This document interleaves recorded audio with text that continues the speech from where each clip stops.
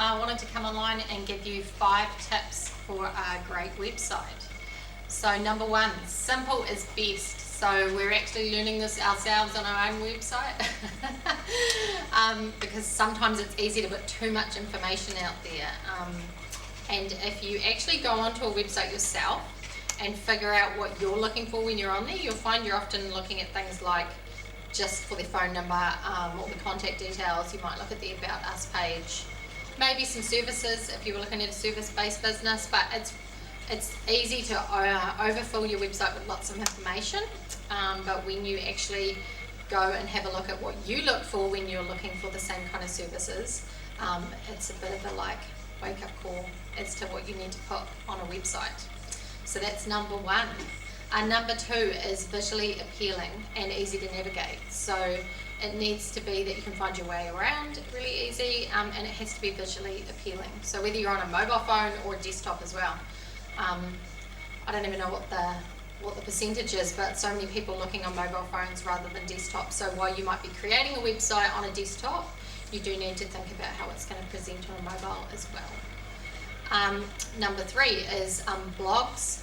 So it's really good, well, not so much blogs, but even information linking back to your website. So if you share a blog on social media, or if you share it, someone else shares a blog for you, someone posts it on their social media or on their website, it all links back to your website.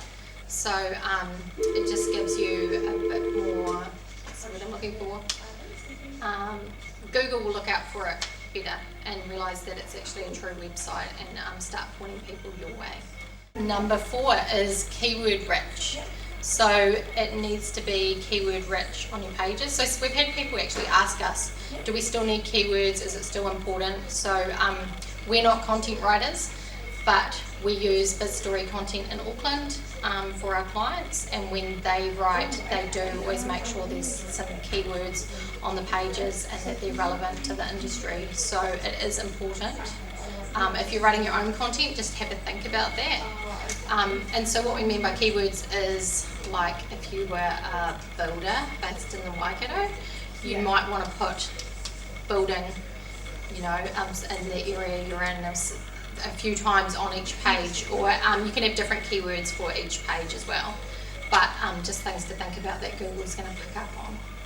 So that's number 4.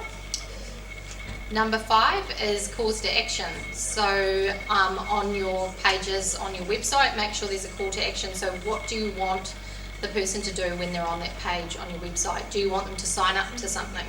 Do you want them to call you? Do you want them to email you? Do you want them to fill out a form?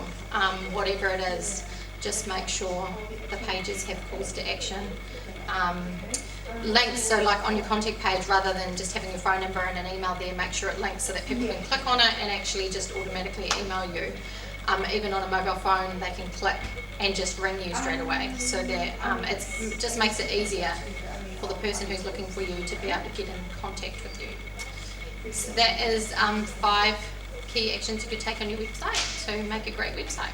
Thanks.